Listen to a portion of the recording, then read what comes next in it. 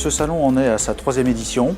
On a ressenti ce besoin, cette nécessité de montrer à notre environnement ce qu'étaient les actions de la Maison du Transport qui regroupe aussi bien les voyageurs que les marchandises. Donc le salon, il est né de cette volonté de montrer notre savoir-faire, de montrer ce qu'étaient nos actions professionnelles et le but que recherchait cette profession.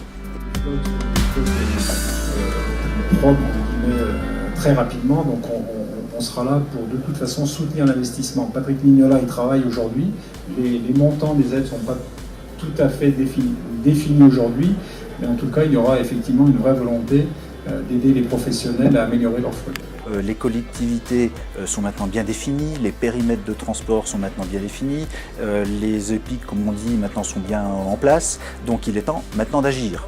Voilà, donc il faut appliquer les préceptes de la loi NOTRe. Donc, grosso modo, cette table ronde, c'était d'essayer de dire finalement à nos politiques, des différentes strates finalement administratives, finalement on a besoin d'un peu de coordination, on a besoin que vous travailliez ensemble pour organiser le transport de manière à ce que le client soit effectivement pris en compte et traité comme il doit l'être.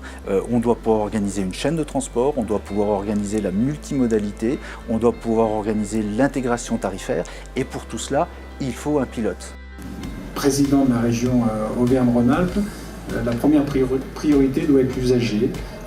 Qu'est-ce qu'il demande aujourd'hui, qu'est-ce que demande l'usager d'aujourd'hui, mais surtout qu'est-ce que va demander l'usager de demain. On va parler de quoi? On va parler de développement durable, on va parler de purifier l'air des villes. Le transport collectif est un des outils qui permet d'améliorer la qualité de l'air. Donc voilà, tout le monde a intérêt à ce que l'on mette des actions en place, que l'on incite les usagers à un petit peu abandonner les voitures pour se rendre dans les transports en commun et des transports en commun de plus en plus propres. On nous a quand même exprimé la volonté de la région d'aboutir.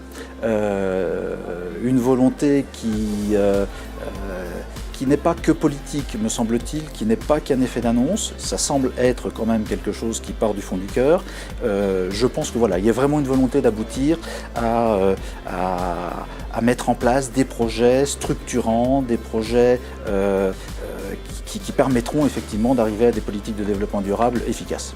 Ce qui nous intéresse, c'est un but, une destination, enfin je veux dire un projet commun à une profession, mais commun également aux habitants d'une région. Voilà, il faut impliquer tout le monde.